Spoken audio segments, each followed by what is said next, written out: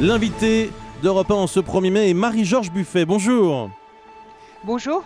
Députée de Seine-Saint-Denis, ancienne ministre des Sports du gouvernement Jospin. Est-ce qu'on peut vraiment parler de fête du travail avec plus de 3 200 000 chômeurs ?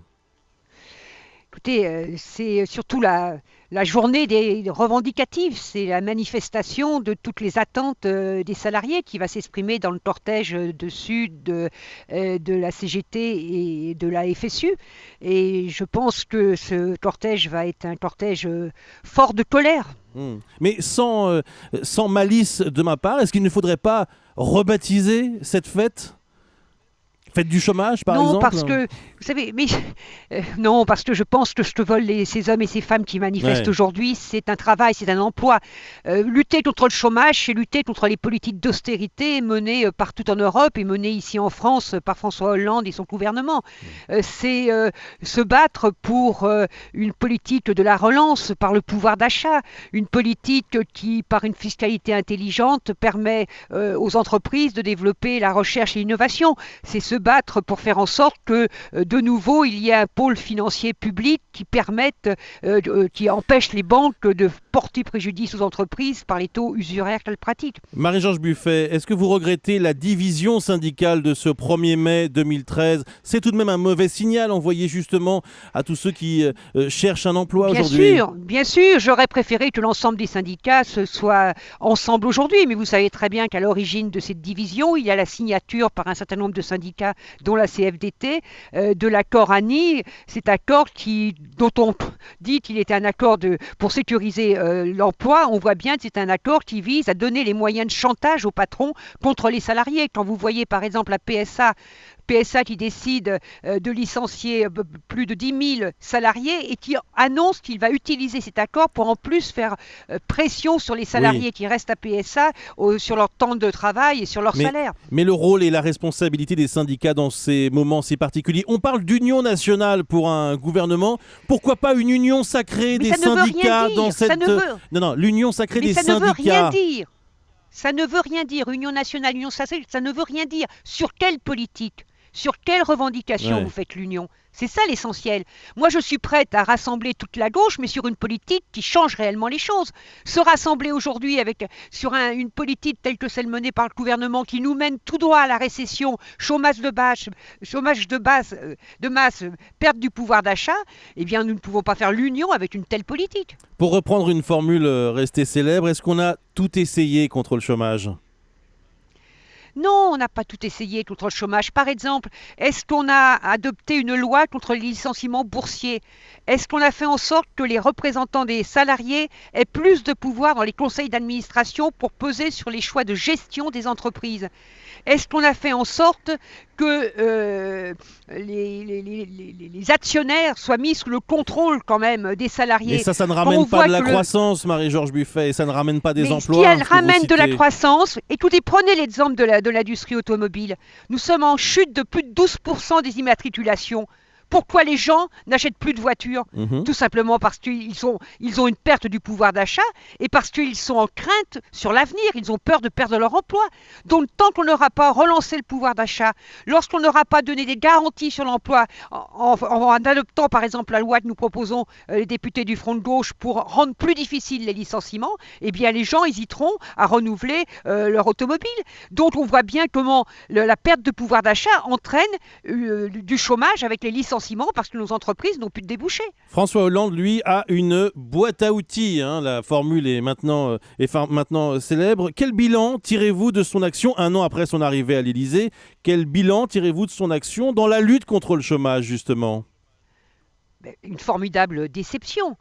Enfin, dès le lendemain de son élection, François Hollande a fait avaliser par l'Assemblée nationale le traité Sarkozy-Merkel qui prônait l'austérité dans tous les pays de l'Union européenne, avec ses conséquences sur un chômage de masse. Ensuite, il a donné des gages au grand patronat, On a parlé de l'accord de l'ANI.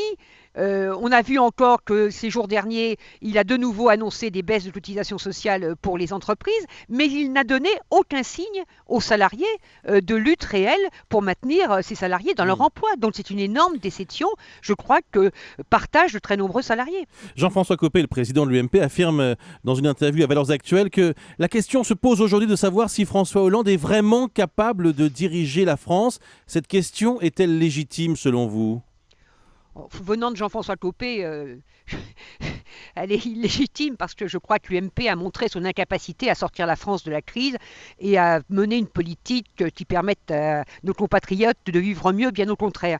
Non, je pense qu'il faut absolument que le gouvernement de Jean-Marc Ayrault change de cap. C'est ce que nous allons d'ailleurs exiger le 5 mai prochain, dimanche, en manifestant non seulement les hommes et les femmes du front de gauche, mais nous appelons tous ceux qui à gauche veulent un changement de cap de la politique gouvernementale de venir nous rejoindre. Il faut arrêter ces politiques d'austérité et il faut se donner les moyens de changer nos institutions pour permettre à nos compatriotes d'être plus partie prenante des décisions. Ce sera ouvertement une manif anti-Hollande.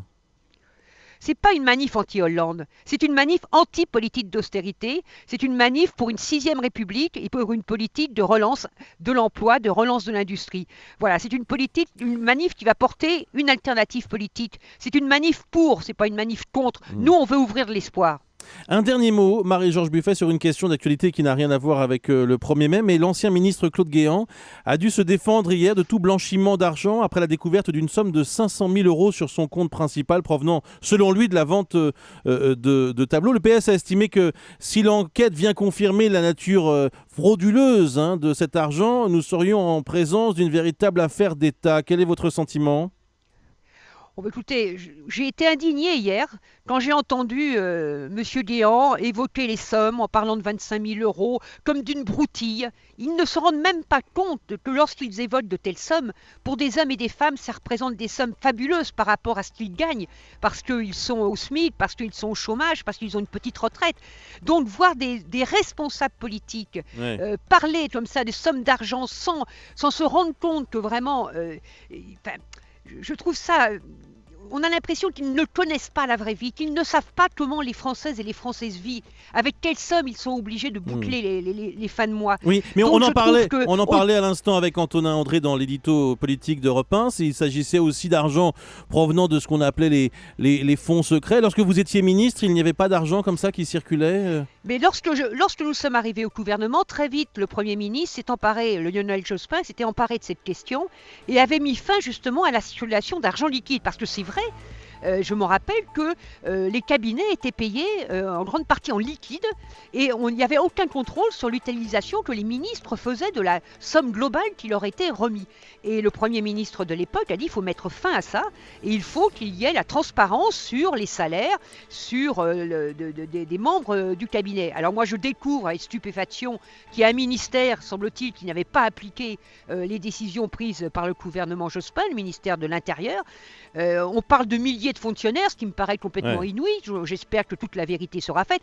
Ceci dit, ça montre quand même cette porosité qu'il y a aujourd'hui entre le monde de la finance, l'argent et un certain nombre de responsables politiques. Merci beaucoup Marie-Georges Buffet, députée de Seine-Saint-Denis. Merci d'avoir été avec nous ce matin sur Europe 1. Dans un instant, Anne Roumanoff.